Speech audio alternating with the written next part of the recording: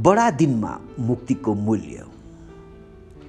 हरेक धर्म र धर्मावलम्बीहरूका चाखलाग्दो विषय नै मुक्ति हो। मुक्तिका आफ्ना आफ्नै अर्थहरू, परिभाषाहरू, विचारहरू भए तापनि यस गम्भीर तर्कलाई पन्साउँदै इसाई समुदायभित्र रहस्यपूर्ण, गम्भीर र अर्थपूर्ण विषय मुक्तिको कुरा गरौँ यसपालिको बडा दिनमा। जब यो गम्भीर विषय मुक्तिको कुरा आउँदछ, मुक्ति वास्तवमा के हो, मुक्ति भन्नाले के बुझिन्छ भन्ने बारेमा जान्नु आवश्यक पर्दछ। साधारण शब्दमा मुक्तिको अर्थ कसैले कसैलाई कुनै खतरा अथवा दुःखदेखि बचाउनु, जोगाउनु बुझिन्छ। यो मुक्तिको काम अस्थायी अथवा स्थायी पनि हुन सक्छ। जस्तै उदाहरणको निम्ति बलेले कालेलाई जमानी बसेर कैदबाट मुक्त गरे, कैदबाट मुक्ति दिलाए। यहाँ कसैले कसैलाई बचाउने र छुटकारा गर्ने काम भएको छ। तर बले जसले छुटकारा पाए फेरि कैदमा पर्न सम्भावना छैन भन्न सकिन्न। तर ख्रिस्ट येशूद्वारा प्रबन्ध गरिएको मुक्ति चाहिँ कस्तो मुक्ति हो? पावल र सिलास जब फिलिपीको जेलमा हुन्छन्, आधा रातसम्म उनीहरू प्रार्थना गर्दै परमेश्वरको भजन गाइरहेका हुन्छन्। तब एक्कासी एउटा ठुलो भैँचालो जान्छन् र झ्यालखानका जगहरू हल्लिन्छन् र तुरन्तै जम्मै ढोकाहरू उग्रिएर सबैका बन्धनहरू खुल्छन्। तब झ्यालखानका हाकिम निन्द्राबाट बिउजन्छन् र झ्यालखानका ढोकाहरू उग्रेका देखेर कैदीहरू सबै भागिसके भन्ठानेर उनले अपहत्या गर्ने विचारले आफ्नो तरवार थुच्छन्। तर पावलले चर्को स्वरले कराएर भन्छन्, तपाईँले आफूलाई केही नोक्सानी नगर्नुहोस्, किनकि हामी सबै यहीँ छौँ। तब झ्यालखानका हाकिम डरले काम्दै पावल र सिलासका अगाडि घोप्टो परेर भन्छन्, मुक्ति पाउनको निम्ति मैले के गर्नुपर्छ? अनि तिनीहरूले उत्तर दिन्छन्, येशू ख्रिस्टमा विश्वास गर्नुहोस् र तपाईँले मुक्ति पाउनुहुनेछ, तपाईँ र तपाईँको परिवारले। त्यसपछि उनी र उनका परिवारले तुरन्तै बप्तिस्मा लिए। प्रेरितहरूको कर्म 16 अध्यायको 25देखि 33 पत्रमा तपाईँ यो कुरा पाउन सक्नुहुन्छ। किनकि यदि कसैले येशूलाई प्रभु हो भनी आफ्नो मुखले स्वीकार गर्छन् र परमेश्वरले उहाँलाई अथवा येशूलाई मरेकाहरूबाट जीवित पार्नुभयो भने आफ्नो हृदयमा विश्वास गर्छन् भने त्यसले मुक्ति पाउनेछ। धर्मशास्त्र भन्छन् उहाँमाथि भरोसा राख्ने कोही लासमा पर्ने छैन। रोमी 10 अध्यायको 9देखि 11 पदहरूमा तपाईँले यो कुरा पाउन सक्नुहुन्छ। तसर्थ मुक्ति परमेश्वरले ख्रिस्ट येशूमा दिनुभएको सित्तैको वरदान हो। यो असल कामको परिणाम होइन। एफिसी 2 अध्यायको 8 पद। ख्रिस्टबाट पाइने मुक्ति उहाँमा दृढता साथ गरिएको विश्वासमा पाइन्छ अनि यो उहाँमा विश्वास गर्ने सबैका निम्ति उपलब्ध छन्। ख्रिस्ट येशूद्वारा प्रबन्ध गरिएको मुक्तिले शारीरिक, आत्मिक अनि अनन्तसम्मको अर्थलाई बोकेको छ। अब हामी हेर्नेछौँ ख्रिस्ट येशूद्वारा प्राप्त गरिने मुक्ति स्थायी छन् वा मुक्ति हराउन सक्छौँ। यो प्रश्न इसाई समुदायभित्र भएको एउटा गम्भीर प्रश्न हो। हाम्रै समुदायभित्र आफ्नै विचारधाराहरू र उल्था खुलाइ छन्। कसैले भन्छन् हामीले येशूमा पाएको मुक्ति हराउन सक्छौँ भने त कसैले भन्छन् हामीले येशूमा पाएको मुक्ति हराउन सक्दैनौँ। त हामी कसको अनुभवलाई विश्वास गर्ने? म भन्न चाहन्छु हामीले कसैको अनुभवमा होइन तर धर्मशास्त्र बाइबलको सिद्धान्तमा विश्वास गर्नुपर्दछ। धर्मशास्त्र बाइबलले यस प्रश्नको उत्तर कसरी दिँदछ?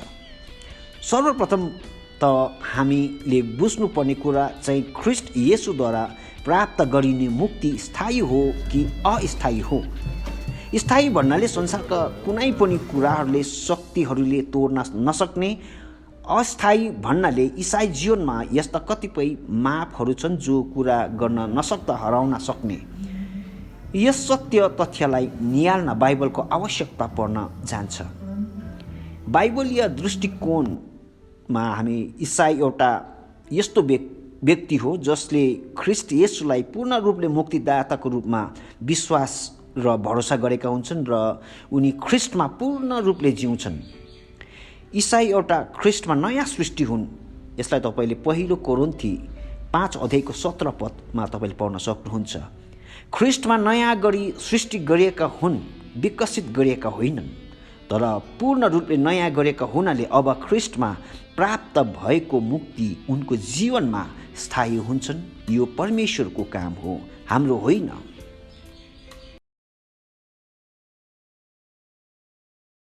खुसीको खबर, ख्रिस्टीय पत्रिका प्रतिबिम्बले आफ्नो 8औं वर्ष पुरा गरेको छ। प्रभुलाई महिमा भएको होस्। पत्रिकाले धेरै आशिषमय इसाई लेखहरूलाई प्रकाशित गरिरहेका छन्। दुवै नेपाली अनि अङ्ग्रेजी भाषाका लेखहरूलाई प्रतिबिम्बले प्रकाशित गर्ने गर्दछ। यदि तपाईँलाई पनि प्रभुले दिनुभएको लेखनको प्रतिभा अथवा ट्यालेन्ट छ भने दिएको ठेगानामा आफ्नो लेखको सफ्ट कपीलाई पठाउन सक्नुहुन्छ। Email nesbcni@gmail.com। कृपया तपाईँको साथीहरूलाई पनि यसको जानकारी दिनुहोस् र उत्साह बढाइदिनुहोस्। साथै प्रतिबिम्ब पत्रिकालाई सधैँ प्रार्थनामा द्वारा सहयोग पुर्याइदिनुहोस्।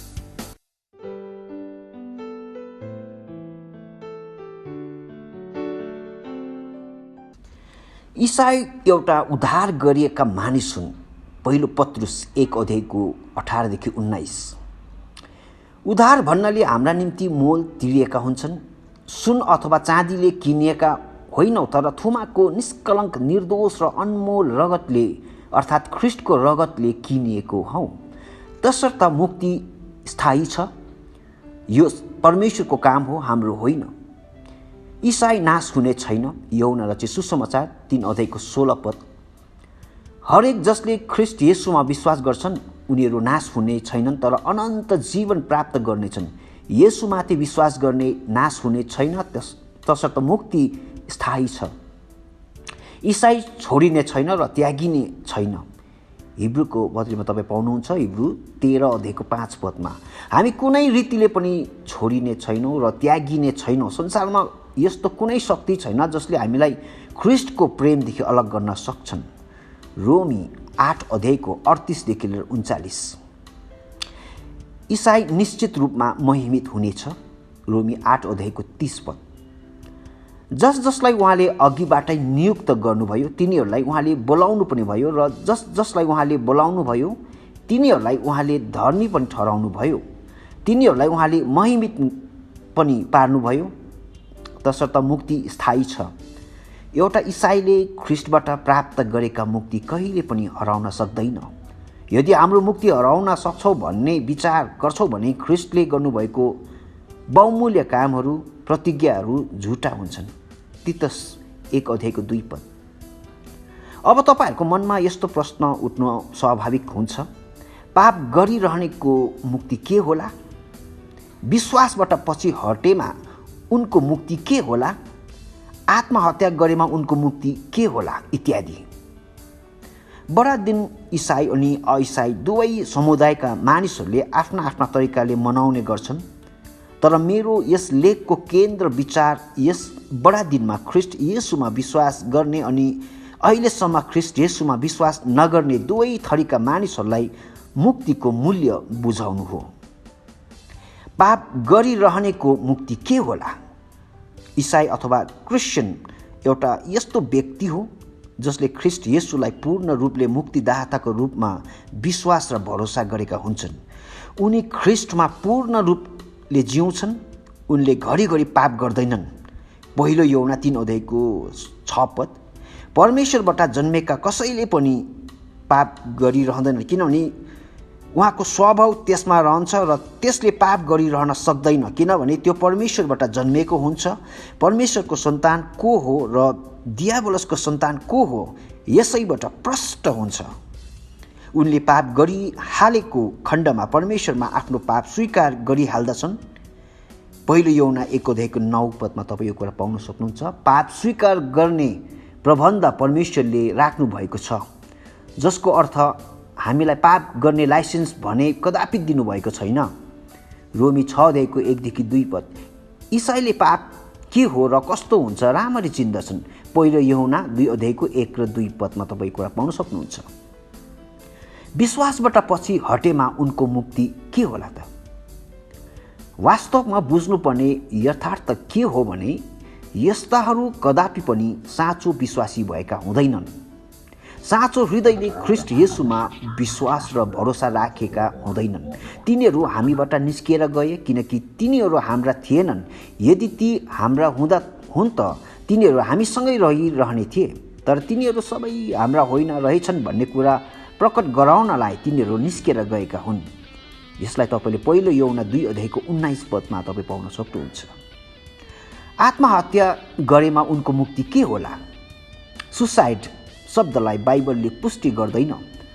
यो ल्याटिन भाषाको सुइस शब्दबाट आएको हो, जसको अर्थ हुन्छ आफै, अफ वान सेल्फ। अनि साइड, CIDE, साइडको अर्थ हुन्छ टु किल, हत्या गर्नु।